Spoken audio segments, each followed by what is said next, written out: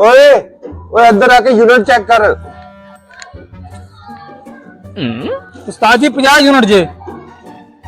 ओए इन्ने घट। ओ चल आ अंदर चेक करने चल के।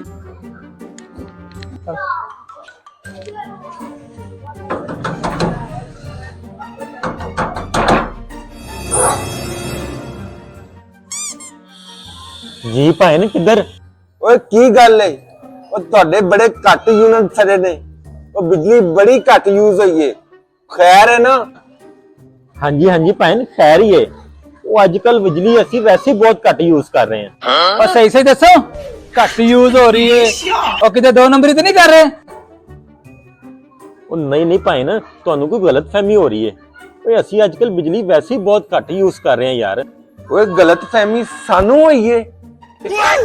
वो अच्छा भाई ना एवें करो तुसी जाके आपे ही चेक कर लवो फिर।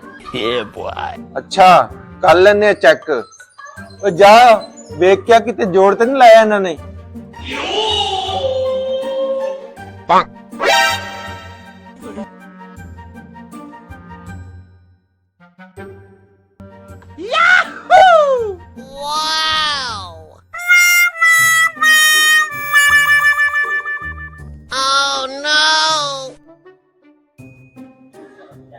अच्छा ते ए जोड़ लाया इन्होंने। उस्ताद जी हाँ जी वो सामने इन्होंने जोड़ लाया है।